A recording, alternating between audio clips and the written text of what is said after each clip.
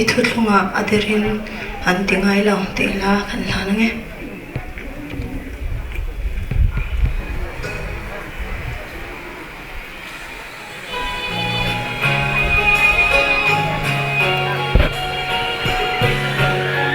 hello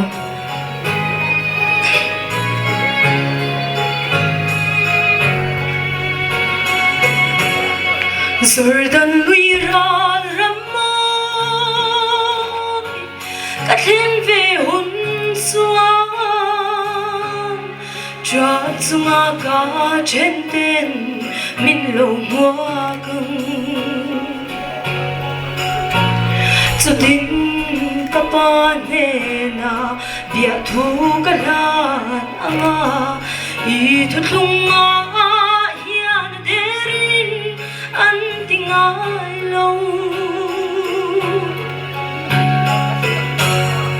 Leia hian song chot na abang dom lo Luai thinun sung te hian kalai re se la Har sat na kara po Van ko pui moi ki kan ta na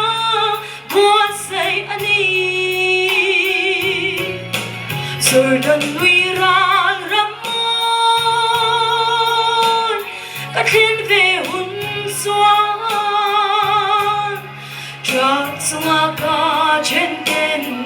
min lo mua kang Zudin kapanena bia thu kalan anga Ithulunga hian derin antingai lo Mangai na nen darang kan leng sa Ma se rei lo te an kyan sai min resna Lalbai del lo swa Iram tana dai theo tur hiane kapen thei lo Zordan luiral ramon Kathin ve hun suan Chat sunga ka chen ten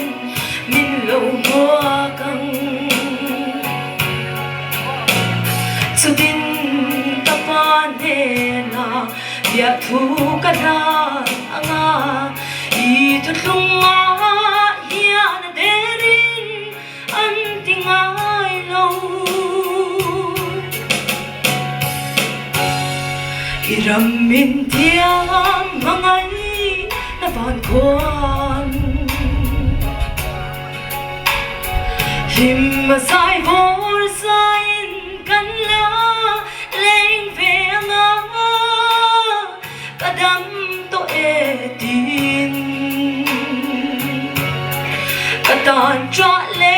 lungai na reng reng an kyang so tuang Zordan luiral ramon Kathin ve hun suan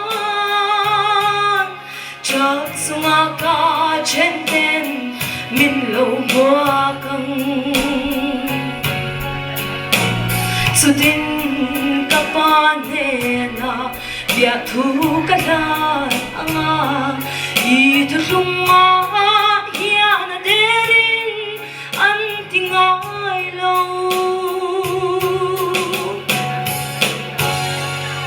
Fakla lalpan kan zatan man yusuf sa rose